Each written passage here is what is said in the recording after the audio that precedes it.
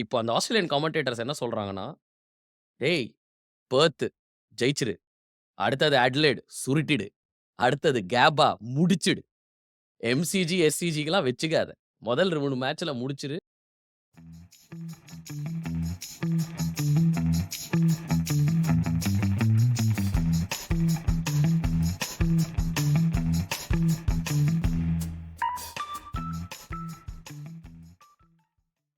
Hello, வணக்கம். Welcome to match பாத்தீங்களா pass. இது உங்கள் தமிழ் கிரிக்கெட் பாட்காஸ்ட். நான் உங்க நண்பன் ராம். என் கூட இருக்கிறது Srini. Ultimate preview Border Gavaskar trophy 2024 3-0 தோத்தோம் நியூசிலாந்து கிட்ட. கொஞ்சம் கண்ணீர் வடிச்சோம். அதுக்கப்புறம் லாஸ்ட் 1 வீக்ல என்னமோ எக்கச்சக்கமா நடந்த மாரி இருக்கு. இந்தியா, பாகிஸ்தான் போகாதது அங்க ஒரு வார் ஃப்ரண்ட் ஒண்ணு ஓப்பன் ஆயிடுச்சு. ஆ அதுக்கப்புறம் இந்த பக்கம் சம்மந்தமே இல்லாத ஒரு சீரிஸ்ல 4 மேட்ச் சீரிஸ்க்குல வந்து இந்தியா, சவுத் ஆஃப்ரிக்கா விளையாடுறாங்க. ஆனா ஏன் அந்த சீரிஸ் நடக்குது ஆக்சுவலிங்கிறத பழைய வீடியோல சொல்லியிருக்கோம். பழைய பாட்காஸ்ட் எபிசோட்லயும் சொல்லியிருக்கோம். ஸோ அத செக் அவுட் பண்ணுங்க. But this is about the mother of all series அப்படின்னு சொல்லலாம். India versus Australia. நெறைய பேர் பார்க்குறவங்க வந்து அப்படியே வளர்ந்த டயட்டே வந்து ஒரு இந்தியா, ஆஸ்திரேலியா தான் அல்டிமேட் சீரிஸா பார்க்குறாங்க. ஏன்னா இவங்கலாம் வந்து இப்போ இருக்கிறவங்களுக்கெல்லாம் இந்தியா, பாகிஸ்தான்லாம் பெரிய மேட்டர் இல்ல. ஆஷஸா? அது கடக்குற அது பாட்டுல. அப்படி அதையும் வுட்டாச்சு. ஸோ, ஃபர்ஸ்ட்டு கேள்வி ஸ்ரீனி உங்களுக்கு. ஆ வெளில வந்துட்டீங்களா? அந்த 0-3லேருந்து வெளில வந்துட்டீங்களா? ஆ. பாதிப்புலேருந்து. நான் நம்ப அந்த ஒரு ஒரு எபிசோட் போட்டோம்ல. அப்படியே இருந்தது எல்லாத்தையும் கொட்டிட்டு, மனசுல இருந்ததெல்லாம் கொட்டிட்டு, க்ளோஷர். அதுக்குள்ள அதான் நீங்க சொன்ன மாரி தான். எவ்வளோ ஃபாஸ்ட்டாவும் வரும். அது முடிஞ்சதா, டக்குன்னு அதுக்கப்புறம் T20 சீரிஸ் ஆரம்பிச்சுருச்சு. அண்ட் பிஃபோர் நம்ப வந்து அந்த கரண்ட்ல ஸ்வெப்ட் ஆயி வந்து இந்தியாவ பார்டர் கவாஸ்கர் ட்ராஃபிக்கு வந்து இதுக்கான அடுத்த நெக்ஸ்ட் இது ஃபோக்கஸ். அது முடிஞ்சு போனது நியூசிலாந்து அதுக்கப்புறம் போயிட்டு ஸ்ரீலங்கால கூட விளையாடிட்டாங்க. நம்ப வந்து மூவ் ஆயிட்டு the entire team, test team move ஆயிட்டு. ஸோ நானும் ஓகே. பார்டர் கவாஸ்கர் ட்ராஃபி பார்ப்போம்ன்னு சொல்றீங்க. இப்போ லெட்ஸ் பி ஹானஸ்ட். ஓகே. இது வந்து இது ஒரு 2 மாசம் முன்னாடி இருக்கிற சூழ்நிலையில வந்து நம்ம வந்து இந்த பிரிவ்யூ பண்ணியிருந்தா ரொம்ப டிஃபரண்டா இருந்திருக்கும். பயங்கர கான்ஃபிடென்ட்டா போயிருப்போம் நம்ப. ஆனா இப்போ இது ரொம்ப லிட்டரலி ஆக்சுவலி எனக்கு தெரிஞ்சு ஒரு நமக்கே ஒரு 1 வீக் பிரேக் மாரி தேவைப்பட்டுச்சு. நம்ப நெறைய பிளான்லாம் வச்சிருந்தோம் ஆக்சுவலி நானும் ஸ்ரீனியும். இந்த லாஸ்ட் 25 இயர்ஸ்ல நடந்த பெஸ்ட் கிளாசிக் மேட்சஸ வந்து நம்ம ரீலிவ் பண்ண முடியுமான்னு. மேபி ஸ்டில் பண்ணாலும் பண்ணுவோம் நம்ப. ஆம், ஆனா அது எல்லாத்துக்குமே ஒரு பிரேக் குடுக்க வேண்டிய ஒரு கட்டாயம் வந்துச்சு. இந்த ஷாக் அ இந்தியா வெர்சஸ் நியூசிலாந்து நடந்ததுனால. கேள்வி என்னன்னா, இதெல்லாம் பண்ணுவோம். பிரிவ்யூ பண்ணுவோம். கோலி அடிப்பானா? இல்லையா? இந்தியா டிரான்சிஷன் இருக்கா? இல்லையா? மைண்ட் கேம்ஸ்லாம் நெறையா விளையாட ஆரம்பிச்சுட்டாங்க. ஆஸ்திரேலியன்ஸ் வந்து. ஆல்ரெடி சில பேர் 4-0ங்கிறாங்க, 3-1ங்கிறாங்க. 4 நாள்ல சுருட்டிடுவோம்ன்னு சொன்னாரு. பிரெண்டன் ஜூலியன் இதுல பெர்த் டெஸ்ட் மேட்ச்ல. அதெல்லாம் சைட்ல வைப்போம். இந்த சீரிஸ் மட்டும் ஜெயிச்சாங்கன்னு வச்சுக்கோங்களேன் இண்டியன்ஸ். 3 தரம் ஆஸ்திரேலியாவுக்கு போய் ஆஸ்திரேலியாவ தோற்கடிச்சிருக்கோங்கிற ஒரு அந்த லெகசி இந்த 3-0 மறக்க வைக்குமா? அந்த காயத்த வந்து ஃபுல்லா பேண்டேட் இல்ல. லிட்டரலி அத வந்து கம்ப்ளீட்டா ரிகவர் ஆயிடலாங்கிறீங்களா? அந்த ஷாக்லேருந்து. இதுதான் ஒரு கிரேட்டஸ்ட் அச்சீவ்மென்ட்ன்னு ஆயிடும் அப்ப இந்த ஜெனரேஷன் ஆஃப் கிரிக்கெட்டர்ஸ்க்கு. Very, very different questions. So இதுதான் வந்து கிரேட்டஸ்ட் அச்சீவ்மென்ட் ஆயிடுமான்னா, கண்டிப்பா. அதாவது 3ஆம் தடவ தொடர்ந்து நம்ம வந்து ஆஸ்திரேலியால ஜெயிச்சோம் அப்டின்னா வந்து, கண்டிப்பா it will be like a very great achievement. அதுல வந்து எந்த விதமான சந்தேகமும் கிடையாது. நான் இன்னொரு எக்ஸாம்பிள் பார்த்தீங்கன்னா, 36 ஆல் அவுட் ஆன வந்து, இட்ஸ் எ ரியல் லோ இந்தியாக்கு அப்டின்னு சொல்றோம். பட் அந்த சீரிஸ் வந்து முடிஞ்சிருத்து. நம்ம சீரிஸே ஜெயிச்சிட்டோம். ஸோ சடன்லி வந்து அந்த 36 ஆல் அவுட் டிட்ன்ட் மேட்டர் அப்டின்ற மாரி, அந்த மாரி நீங்க கேள்வி கேட்கிறீங்க. Will this matter? இது வந்து இந்த 3-0 நம்ம அது ஜெயிச்சோம்னா 3 time if you win in Australia, does this loss of 3-0 matters அப்டின்னா, yes it will.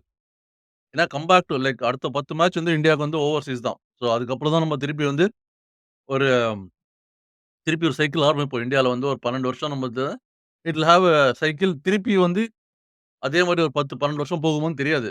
Because it will be an entirely new generation of players. நம்ம திருப்பி ஹோம்ல ஆரம்பிக்கிறதுக்கு. ஸோ அதெல்லாம் எனக்கு பார்க்கும்போது வந்து திஸ் வில் மேட்டர்.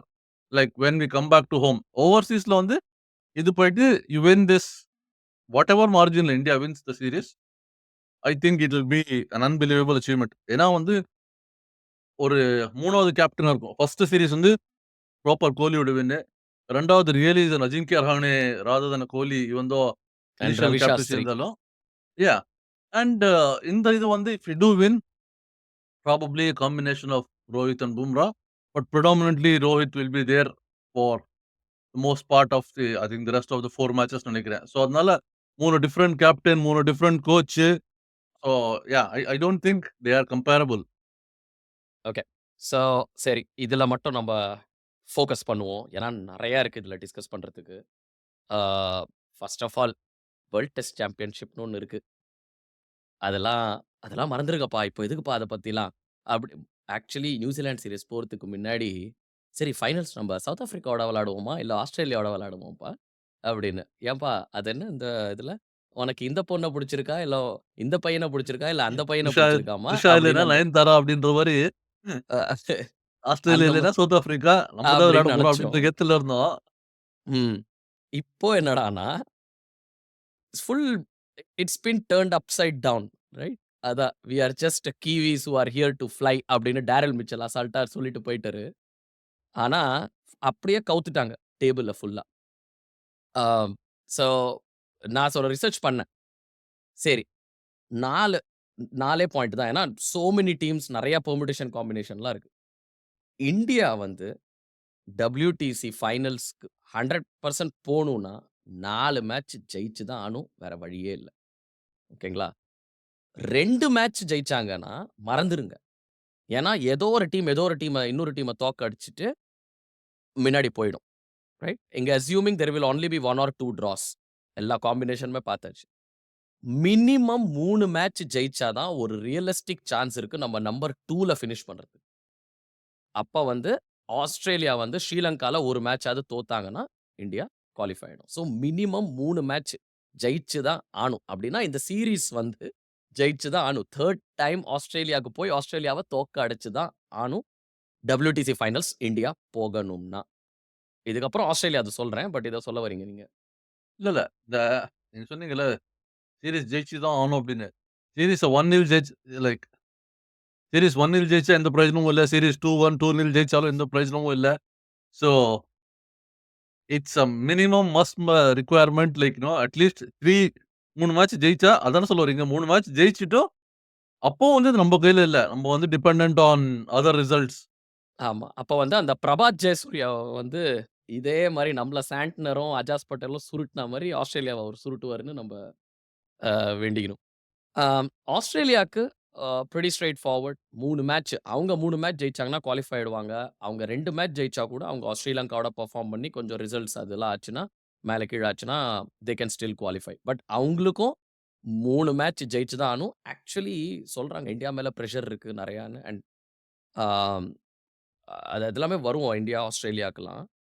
ஆனா எனக்கு தெரிஞ்சு ஒரு கண்ணோட்டம் நெனச்சு பாருங்க. ஒரு ஆஸ்திரேலியன் ஸ்டாண்ட் பாயிண்ட். ஆக்சுவலி இந்த ஆஸ்திரேலியாவோட 11யும் நம்ம வந்து அனலைஸ் பண்ணுவோம் இப்போ இந்த நெக்ஸ்ட் ஃபியூ மினிட்ஸ். ஆஸ்திரேலியா மேல ஒரு அவங்க கொஞ்சம் ஜாலியா இருக்கிற மாரி தான் இருக்காங்க. இந்த ஓடிஐ சீரிஸ் தோத்தாங்க இப்போ பாகிஸ்தானோட ஒரு T20 சீரிஸ் ஏதோ ஒண்ணு ஓடிட்டு இருக்கு. ஆனா imagine the pressure they would be in. 3 consecutive series ஒரு டீம் வந்து தோக்கடிச்சுட்டு ஃபர்ஸ்ட் டைம் என்ன சொல்ட்டாங்க, வார்னர் இல்ல, சாண்ட் பேப்பர் அந்த ஸ்டீவன் ஸ்மித் இல்ல, அப்டின்லாம் சொல்ட்டு அப்படியே மடக்கிட்டாங்க. செகண்ட் டைம் வந்து 1 பில்லியன் பீப்பிள் 1.5 பில்லியன் பீப்பிளோடலாம் நம்ப ஆப்வியஸ்லி எப்படி நம்ப இது பண்ண அப்படின்லாம் சொல்லி ஜஸ்டின் லேங்கர் அப்படியே சமாளிக்க ட்ரை பண்ணாங்க. ஆனா அப்படியே ஷாக்ல இருந்தாங்க. அவங்களுக்கு என்ன ரியாக்ட் பண்ணணும்னு தெரியல. இப்போ தே ஹேவ் நோ ரீசன்ஸ்ங்க. அவங்க ஒரு பயங்கர ஸ்போர்ட்டிங் கல்ச்சர். ஆ இது திஸ் வில் பி த 2ண்ட் அப்ப டிம் பெயின் இருந்தாரு. இப்போ பேட் கமின்ஸ் இப்போ.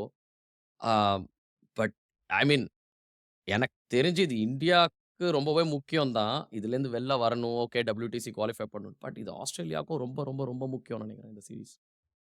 ஆமா. ஒரு மேட்ச் ஃபர்ஸ்ட் தோத்தாங்கன்னா, அப்பதான் அந்த பிரஷர் அவங்க மேல வரும்னு நெனைக்கிறேன். ஆஸ்திரேலியாவுக்கு வந்து இது ரொம்ப முக்கியம். In the sense of obviously this is என்னதான் இந்த பாகிஸ்தான் சீரிஸ் நடந்தாலுமே வந்து கிரவுன் ஜுவல் ஆஃப் அவங்க சம்மர் வந்து இதுதான். ஸோ அதுவும் இந்தியா ஃபர்ஸ்ட் டைம் வந்து 90 கிட்டத்தட்ட 33 வருஷம் 32, 33 வருஷம் கழிச்சு ஃபர்ஸ்ட் டைம் வந்து ஃபைவ் டெஸ்ட் சீரிஸ் விளையாடுறாங்க ஆஸ்திரேலியால. 91, 92 தான் கடைசியா விளையாடுனது. So, it's a long time கழிச்சு வந்து இட்ஸ் லைக் 5 டெஸ்ட் 3, 4 அப்படி தான் இருந்தது.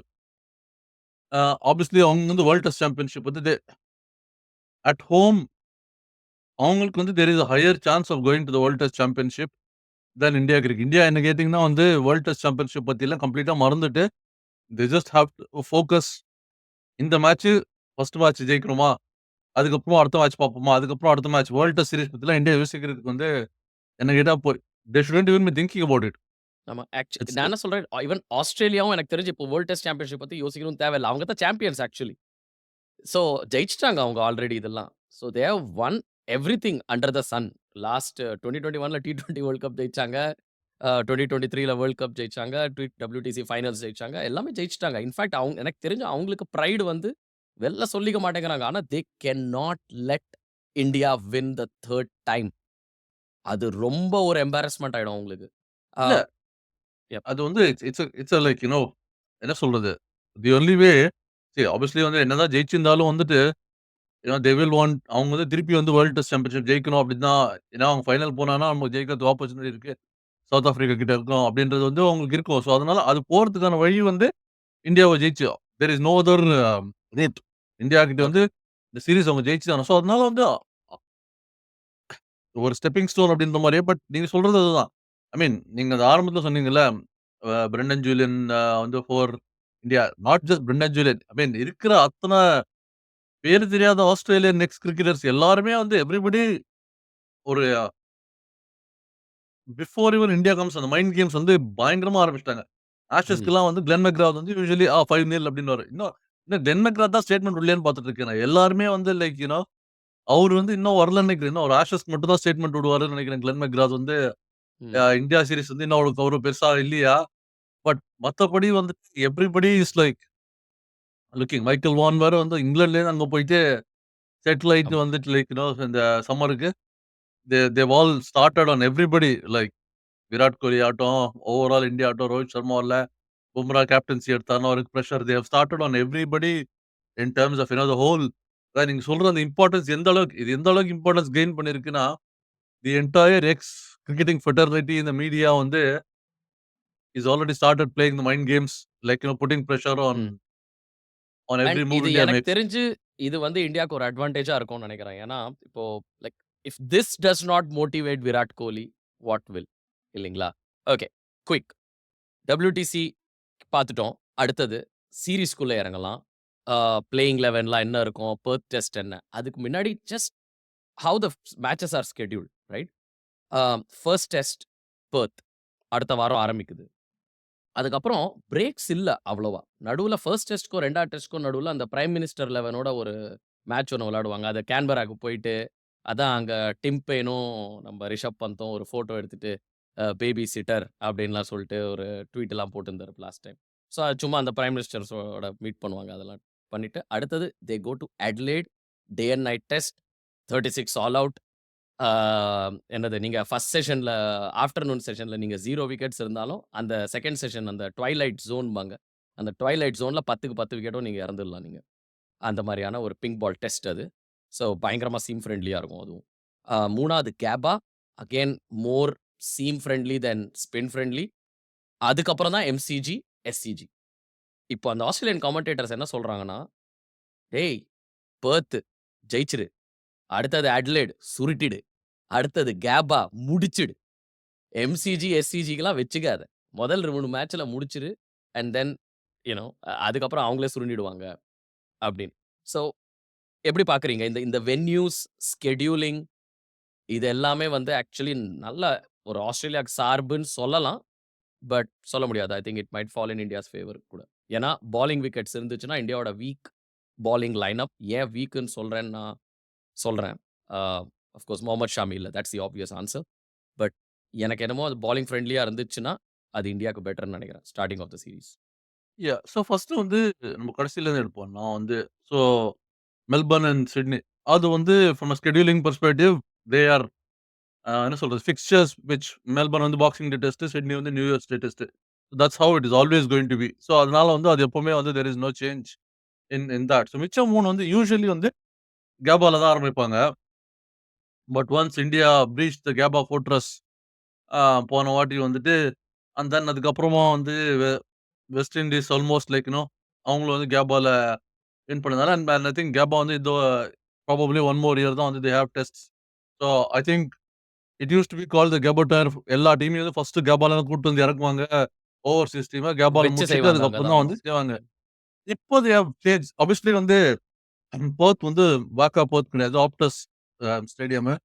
பெரிசா வந்து பார்த்தீங்கன்னா, ஒரு இதுவரைக்கும் என்ன ஒரு 5, 6 மேட்ச் தான் நடந்திருக்குன்னு நினைக்கிறேன். ஐ திங்க் எல்லா 4 மேட்ச் மேட்ச்சுமே 4 மேட்ச் நடந்திருக்கு இந்த புது பெர்த் ஸ்டேடியம்ல. ஆ அண்ட் எல்லாமே வந்து hmm, uh they have won. So 4 out of hmm. 4 record for Australia. So actually இறங்கிடலாம். ஃபர்ஸ்ட் டெஸ்ட்டோட பிரிவ்யூ செக்ஷன்லயே இறங்கிடலாம். அண்ட் இறங்குறதுக்கு முன்னாடி உங்களுக்கு வந்து நாங்க பேசுறது புடிச்சிருக்கு. ஒரு இதான் சொல்லுவோம். சின்ன சேனல் அப்படின்னு அந்த கார்ட நம்ம யூஸ் பண்ணுவோம் எப்போதும். ஆனா லாஸ்ட் 10 நாள்ல சேனல் வந்து டபுள் ஆயிடுச்சு. ஸோ பயங்கர சப்ஸ்கிரைபர்ஸு. தேங்க் யூ சோ மச் எங்கள சப்போர்ட் பண்றதுக்கு. அ அப்படின்னா ஏதோ ஒண்ணு கரெக்ட்டா பண்றோம்னு எங்களுக்கு தோன்றுது. So will just continue on that path. Keep supporting.